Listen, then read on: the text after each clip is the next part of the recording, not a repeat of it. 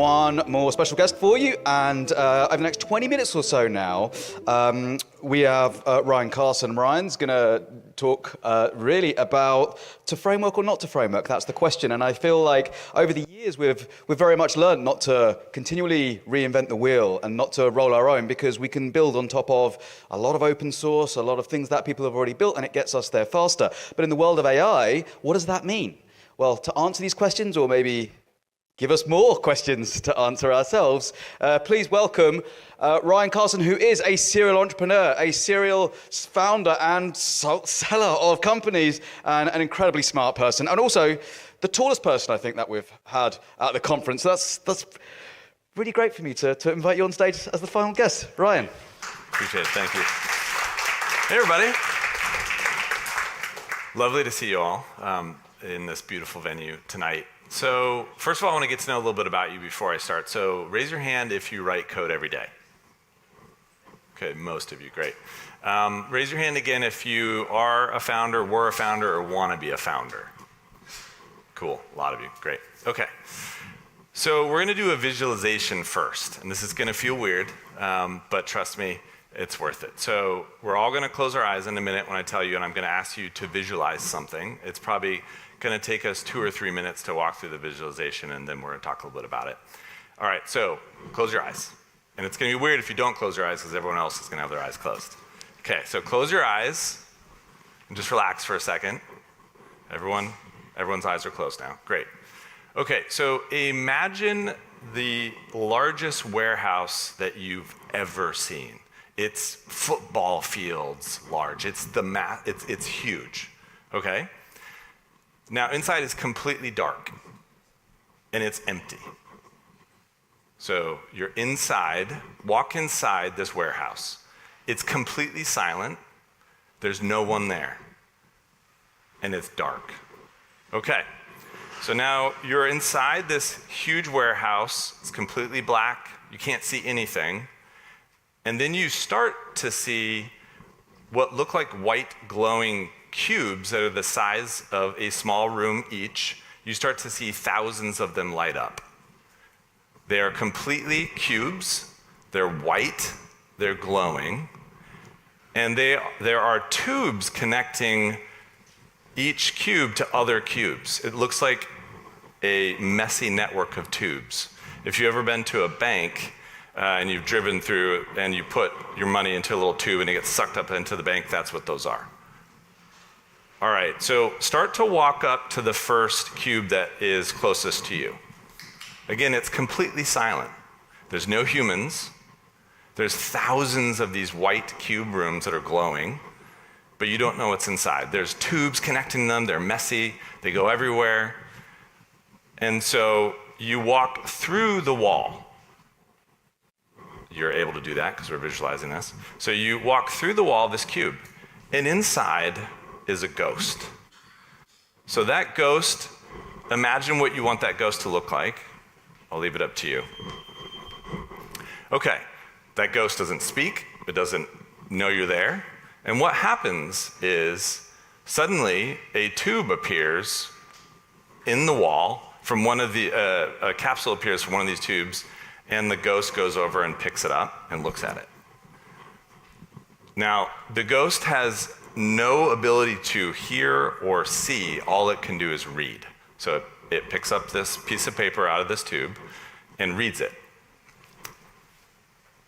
And on that piece of paper is all of its knowledge that was given to it on the paper. Now, the interesting thing about this ghost is that it has all of the world's information in its brain, but it doesn't know anything beyond that. So it reads this piece of paper. On that piece of paper are instructions, a list of special tools it can use. And then what it does is it reads that, decides what to do. It writes down something on a piece of paper. It goes to another hole in the wall, puts in the piece of paper into a capsule and sends it out. Now, there are thousands of these cubes, and there are thousands of tubes connecting them. There are thousands of capsules going between all of these rooms. And this is what you need to build. So open your eyes.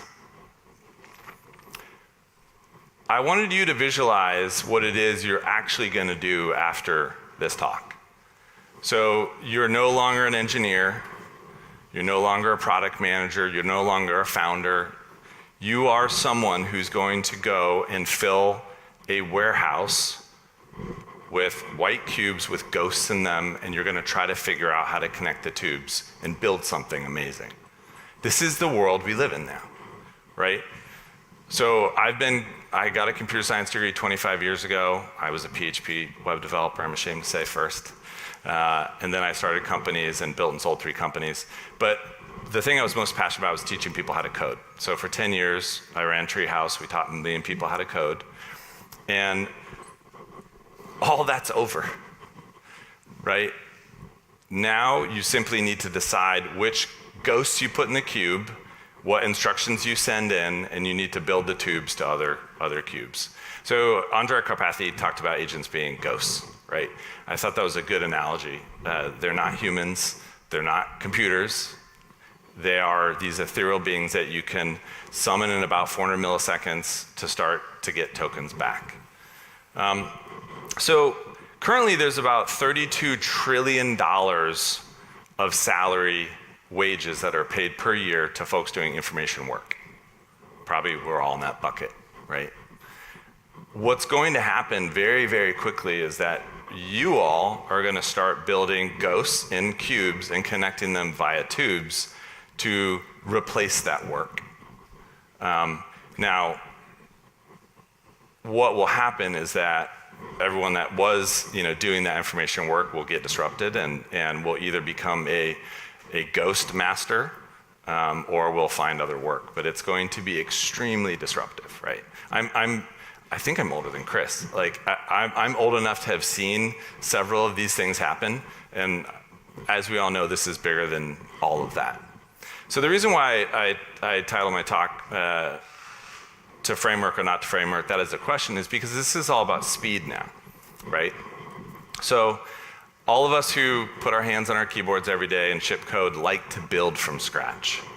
We want to build, the exact TypeScript code that defines our agent with its tools, with its system prompts. We want to build observability into this so we can see traces. We want to build evals. We want to do all this stuff, and we want to write it from scratch. But I think we're in an age now where that is going to slow you down, and you have to accept that you need to start building on top of frameworks. Like, I'm not paid by Mastra. I'm not investing in Mastra. But I just migrated my entire code base over to Mastra because it's an agent orchestration platform. Why did I do that? It's so I can move faster, right? I don't have to build observability and evals into it now. It comes out of the box, right?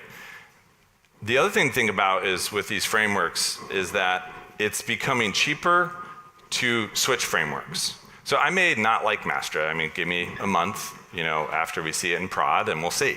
But I like it so far. Now, to move my entire code base, so I'm basically building an AI agent for divorce. My 2 sisters got divorced, and it was gnarly, and I decided divorce shouldn't be as painful and as expensive, so that's what I'm building. And I built it from scratch using mostly AI SDK, TypeScript, of course, and that's fine. And then I discovered, okay, there's these platforms that do agent orchestration for you, and it took me probably 3 days to migrate the code. It was, I think, 42 commits. It was about 40,000 lines of code, but I did that in like 2 or 3 days. So we're now in an age, like Chris said, where code is cheap, and ideas are all that matter.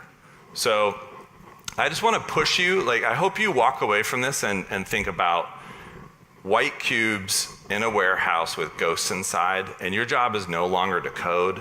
Your job is to figure out which tubes do you connect, which ghosts do you put in the box, and how do you measure what is happening and what is working.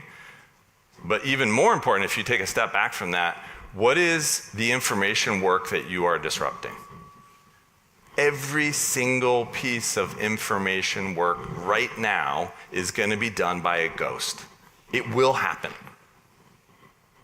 Now you can orchestrate thousands of ghosts and hundreds of tubes, right? and this is where we're going.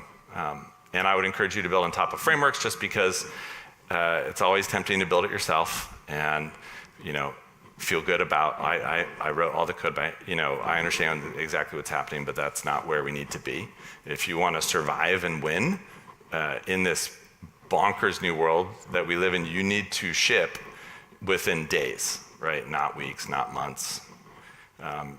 You've got to be fast. But the more important thing is pick a piece of information work that you understand and that you care about, build on top of a framework, get it live, and see if anybody wants to buy it.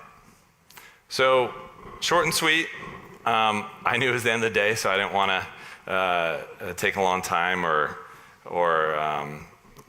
talk too long, but I just want to encourage you to walk away, think about which piece of information work you're going to disrupt, think about which ghosts you need, how many boxes you need, which tubes are going to connect them, and then get it all wired up and out in the world as fast as you can. I love developers. I love building things. If you ever want to talk about it, I'm on X. Just you can find me at Ryan Carson.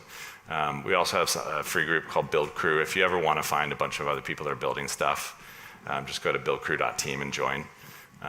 It's free. And that's it. So wanted to keep it short and sweet, send you off into the ether thinking about ghosts and boxes, encourage you to use frameworks to move fast, and get your idea out into the world.